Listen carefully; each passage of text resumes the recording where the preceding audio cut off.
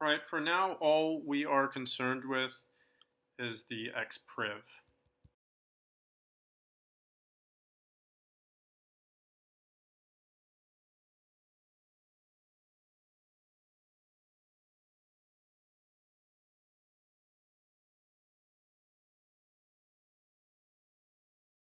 To get all of our children addresses and children private keys, which is what I really want to show you here. All right, one function we're gonna need to put in is another override function, prepare for segue.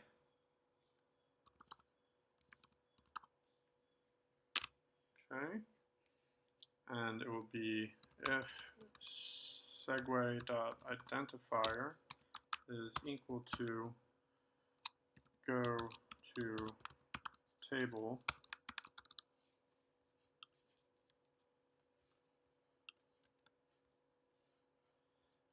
then do this code. All right, and what we want to do is we're going to be needing this xpriv in our table view. That's the only bit of data we're going to need. So in order to do that, when we go to table here, this function, and we segue across, the Xcode is always looking for, if you have one of these override prepare for segue functions, it's going to sense that you're about to go to a segue. It's going to check the identifiers. If the identifier is equal to the one that you've put here, it will then execute this code, and you can actually save variables on the view controller you're about to go to. Okay, so what we're going to need to do is go to our table view controller, and we're going to want to create a global variable called xpriv. And it's going to be a string. Actually, let's just define it like this, an empty string. Okay, and then it's going to be if let view controller equal segue.destination as table view controller, then it will do this code. So it's going to see, it's basically just checking to see if table view controller exists and if that's going to be our destination, and then we can access our variable over there. Okay, so it's going to be view controller dot and our global variable that we just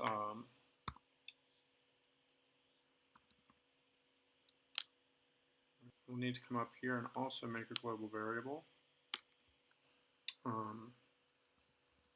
for xpriv to pass.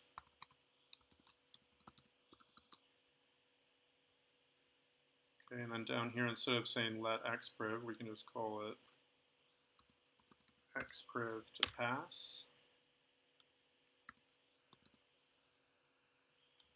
Just checking if it's a string or not. We'll find out. And then it will be self xpriv to pass. Okay. And then let's go ahead and go over to the table view controller. Okay, then in our table view controller, we're going to create a function. First of all, we can just delete all of this. We're going to create a function called get keys. I'm just going to copy and paste some other code.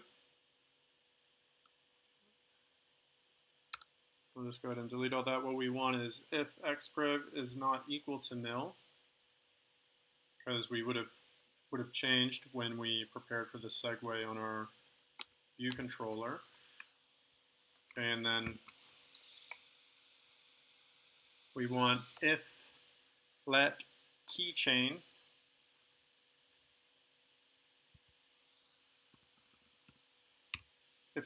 equal btc keychain dot init, and then you can use an extended key here And you can an xpriv or an xpub. If you use the xpub, we're only going to get access to the addresses. If you use the xpriv, we can get the private keys as well. All right.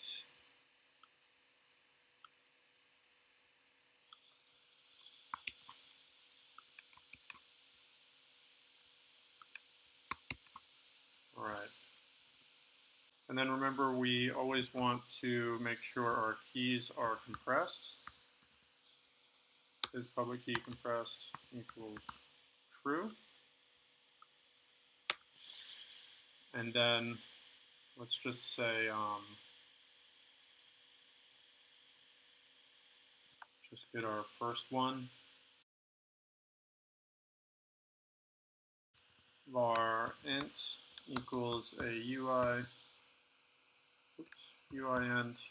32. So that's a 32-bit integer, which can be quite a large number.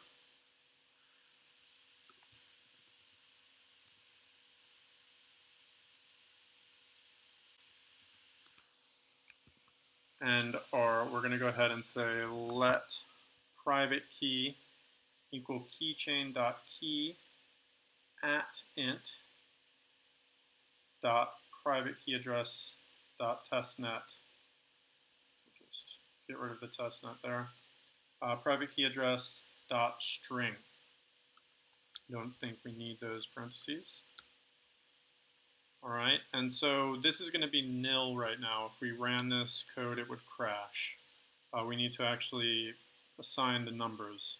So how we're going to do that is we're going to use a for loop. We want to get, we've got 10 rows, so let's go ahead and just get 10 keys. All right, so what we want to do now is what's called a for loop statement. So a for loop statement can be something like this.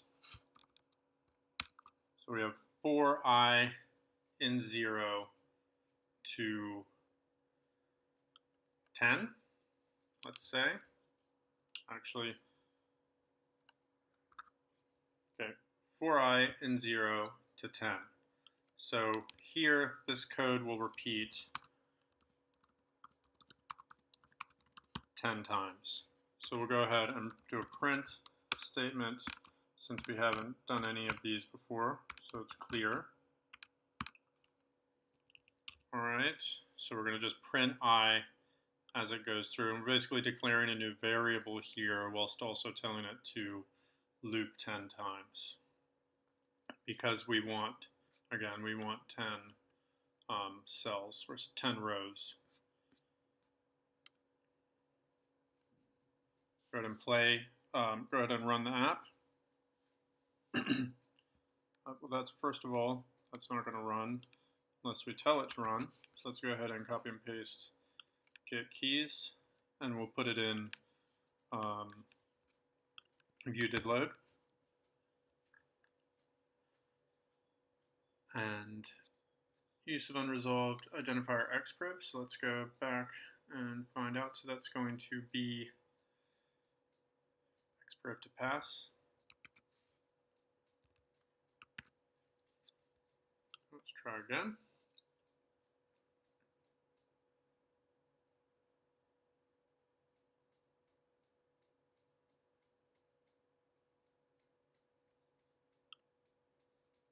It's coming back to our table view controller, which is where we'll, I don't know. And of course, sorry, just go ahead and stop that. It's not going to do anything. We need to go to our view controller, and we don't want to do our segue until we do this, until we assign the variable. So let's go ahead and call that segue here, after we know we've got our xpriv to pass assigned. And you're going to need to put a self here, as it's in an if statement. Self go to table. And so now it'll create a new recovery phrase every time, and then it will go to table down below. Okay, let's go ahead and play that.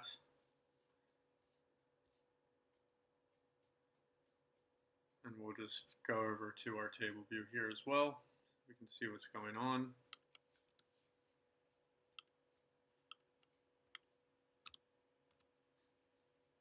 Okay, and we've got our get keys, and we still haven't done anything to the labels here in Hello World.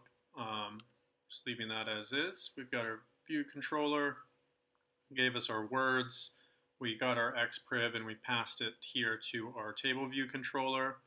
Our table view controller then called get keys, which checked to see if the xpriv was equal to nil or not. And if it's not equal to nil, so this exclamation mark is saying not equal to nil. So if it's not equal to nothing, we carry out with this code, if let keychain equal btc keychain dot init, and then from our extended private key, we initiate our keychain. And so if that goes ahead and successfully completes, we'll get into this code here, where we have a UI integer 32. We have our int, which we're actually not even using at the moment. Let's just delete that. And then print, it went and for looped 0 to 10, and we created a new variable I in the process. So I, the first time it loops, it's 0, and then it goes up to 10. So this is actually 11 times. So we only want it to do it 10 times. And the reason it does that is because this is going from 0 to 10. And it actually, computers, we have every time you have a list, the first item on the list is the 0th index, and then the first, and then the second, and then the third. So we start our list in computer science with zeros.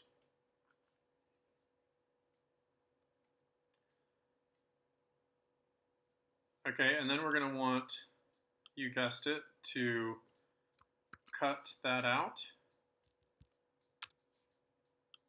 And we're going to want to paste it here. And we're going to replace this I. Okay, we're going to put the int in here. Let int equal UI int 32, and we're going to wrap that I. We're basically converting this variable by force. We're forcing it to be a UI int 32, and it needs to be a UI int 32 for this bit of code to work. Okay, and so that gives us, just go ahead and print our private key, and we'll just say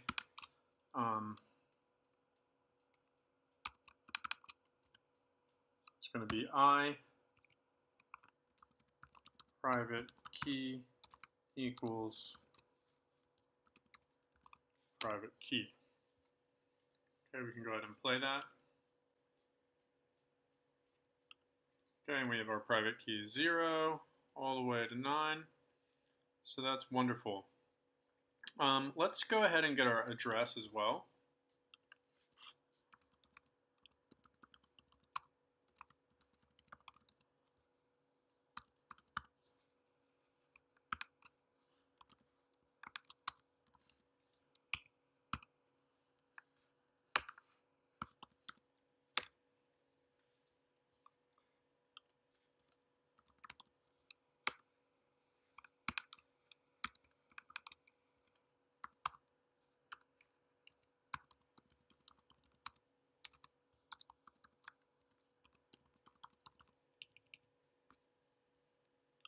I know I haven't gone into depth explaining, everything about Bitcoin and what private keys are and what addresses are and how we get them.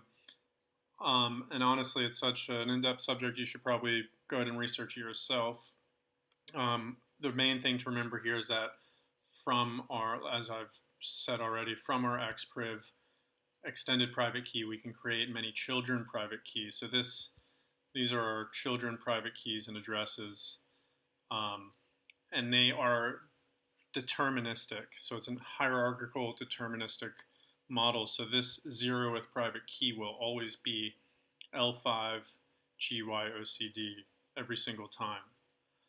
So I want to test this. You shouldn't take my word for it, right? So let's go ahead and test this.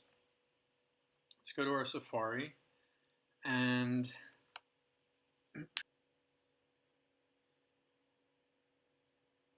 Okay, and it's this one, BIP39 mnemonic code, Ian Coleman.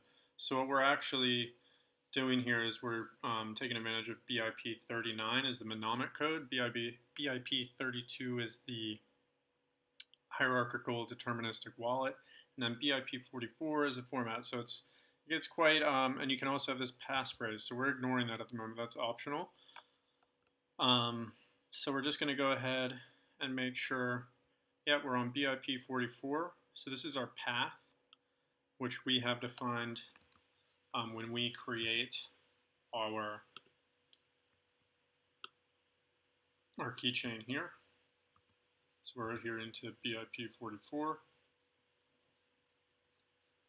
So we want to create our own one. We're going to put our mnemonic in here. Draw these words. Okay, and the problem with this website is the periods are not allowed. Just going to go through and delete all of those. Okay, so again, continuing on at iancoleman.io/BIP39, and we've input our mnemonic phrase, our BIP39 mnemonic recovery phrase there. We don't have a password yet. We left that one empty, remember? Okay, we're using Bitcoin. So it gives you all this information. We're not going to deep dive too much into all of that. What we want to look at here is okay, so see, it's all about the path. And you don't have to follow BIP44. You can do it in many different ways. It's just basically a way for you to organize all of your accounts. If you were going to do this as a corporation and you wanted your accounting department to have a certain payment address, and your marketing department and your employees to have a different address, or allow them to have access, you would go ahead and change. You would drop a 0 from the end or whatever. Anyway, so our first address is 1khgpv3 blah blah blah. So let's go over here and have a look, and it is 1khgp. So I'm just going to go ahead and prove that it's exactly the same. I'm going to copy it here. I'm going to come down here and do Command F. I'm going to paste that that address, and then that's the public key. That QR code thing's pretty annoying. Okay, I'm going to copy and paste the private key. Whoopsie daisy.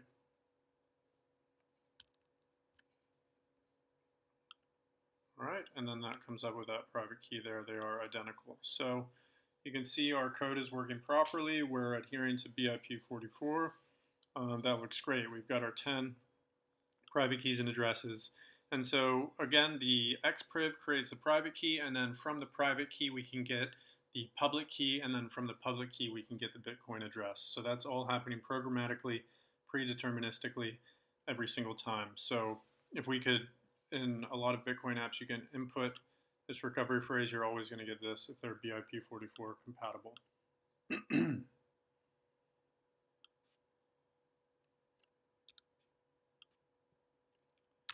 going to delete all that as we do not need it. Let's come back to the view controller. All right, and so we want to display the addresses, these 10 addresses and 10 private keys in our table. Go ahead and delete that. Now in order to do that, we need to create, so instead of having this 10, we're going to create a list. So this is called an array. Key array. And it's going to be an array of strings. Okay, and these brackets are just the way to define an array, and so our array is going to be a list of strings, and our list is going to be composed of these private keys and addresses. So we can go ahead and access our array, say key array. Probably going to need to put a self in front of that. Self.keyArray.append private key. We'll ignore the address for now. Okay, so we've got that. So anytime, so if we're going to be creating our table by the key array, we're going to want to come up here, and instead of having a fixed 10, we're just going to want to say return key array. And then our sections can stay fixed because we only want one section. And then, of course, it's the key array.count. So that gives you the number. This gives you a number, and it gives you the number of items in the key array. And then we don't want it to say hello world. We'd like it to say something. We'd like it to display the private key. So we can go ahead and go to key array, and then you have to tell it which item in the list you want it to display. And so to get a number, we use this one called index path. Now the index path is numbered from 0 upwards, and so each row is an index. So you have 0, 1, 2, 3, 4, 5.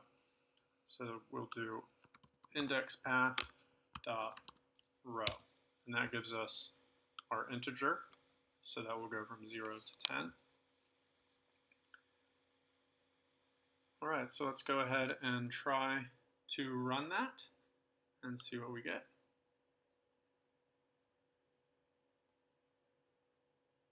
All right, there's our private keys, and we could put our address as well there under the detail section.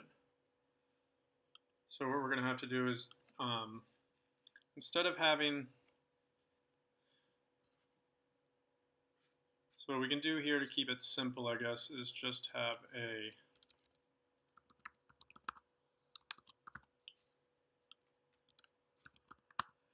we're going to have two arrays.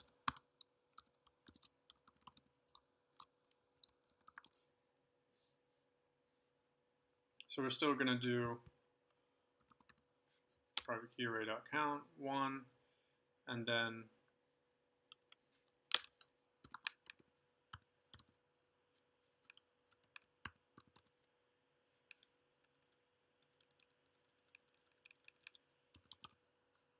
cell.detail text label .text equals, and of course this will be private key array, and this will be address array, index path dot row.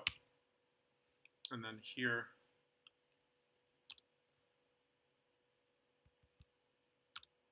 we will want to append, we'll create our address again, to change that to private key array, and then self.address array dot append address.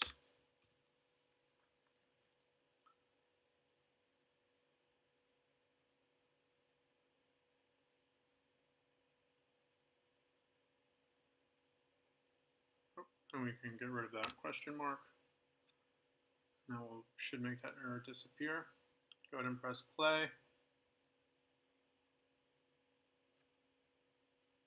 Okay, and then there's our 10 private keys and addresses.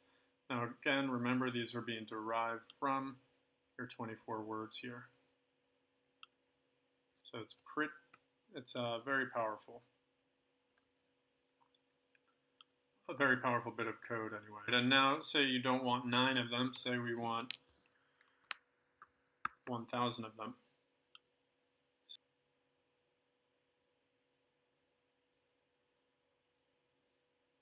And there we go. We got 1,000 deterministic private keys and addresses. So again, in the real world, you would use this logic if you were coding a Bitcoin wallet and you never wanted to reuse an address, and you also wanted to be able to spend that Bitcoin. I'm going to go ahead and change that back to 10 or to 9. So if you were doing this to create some wallet software, this would be what's called a hot wallet, because it's it has your recovery phrase on it, it's got your extended private key, and it's got these private keys. If you wanted to make it a cold wallet where it's not actually, it doesn't have the ability to spend any Bitcoin, but all you want to do is receive Bitcoin, we just use our xpub instead of our xpriv. So we would, instead of doing xpriv to pass equals keychain.extended private key, we'd say xpriv to pass equals keychain.extended public key. And then in the table here, and just to prove it to you, we'll go ahead and try and run this, and it should crash when we come here to let private key equal keychain.private key address. It will either crash or just not give us the information.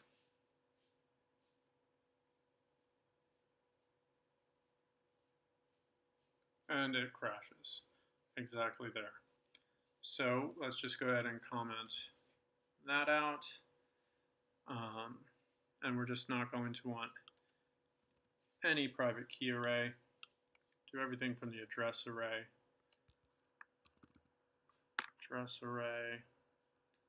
and switch these around as well.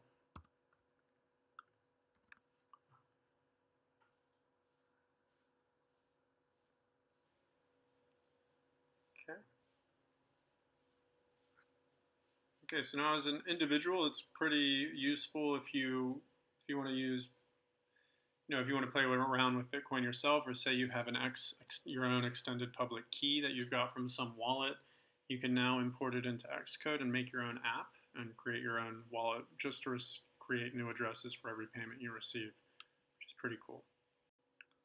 So I just want to show you how, say you're a user and you got a wallet and you had these 24 words and you wanted to create your own app by uploading these 24 words or 12 words, whatever it may be. So we would come back here to the view controller. Now, we're not going to be creating a mnemonic. First thing we need to do is to copy and paste these words. So we have a list. I'll just do the whole thing. So instead of getting words programmatically, we already have words. So we can come up to the top here and say var words equal, and we're going to have to painstakingly go through and put quotes around each one of these. I'm just going to pause the video while I go ahead and do that. Alright, so I've gone through and I've just manually created that. Well, this is an array of strings. So over here you can see we have an array of strings defined like that, an empty array of strings, and then here we're just defining the array straight away, and those are our 24 words that we created with this code here, if let mnemonic equal btc mnemonic.init. And now we're getting our entropy from data there. So let's just create a whole new function. So it's going to be function and reload keys from mnemonic. And one cool thing you can do is take arguments. Functions can take arguments, so you can assign it, you'll see in a moment. So we're going to reload keys from mnemonic, and our word list is going to be obviously our words. So instead of calling create recovery phrase, we're going to reload keys from mnemonic, and it's going to be words. Be the function that gets called in view did load this time. We're not going to do anything. This will not get called at all. And then we're going to want to say if let. We're going to want to get our mnemonic first. So it's going to be the same code. almost. It's going to be btc mnemonic dot init, and instead of initiating it from the data, we're going to initiate it from the word list directly. So you can create this mnemonic through either with the words or with the random data. And of course, so our words here is going to be the word list. Just type word list. Our password is nil. Mnemonic word list type dot English. All right, and then we are going to go ahead and say it's going to be the same code as this, basically.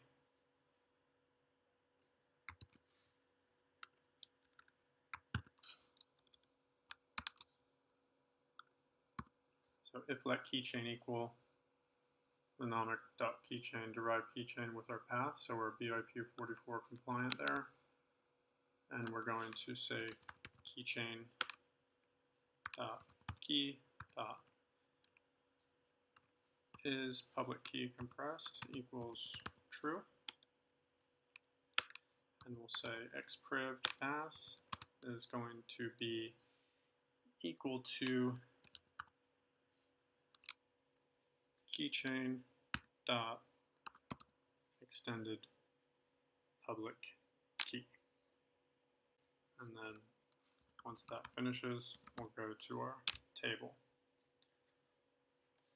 Okay, now this is exactly how you can import your word list. And it's, say if we did have a password, you would put another argument in here for password. And we'll have to change it. Whoops.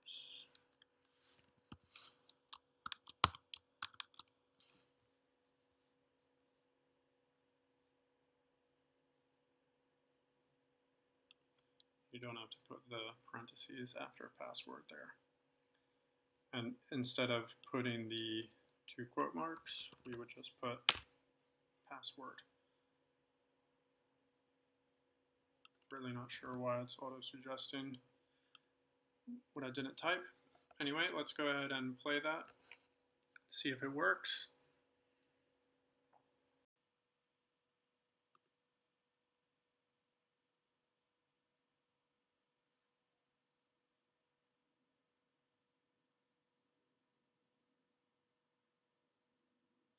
Okay, and then that works. We get our 10 private keys, or sorry, well actually now it's just 10 addresses from our reload keys from mnemonic function.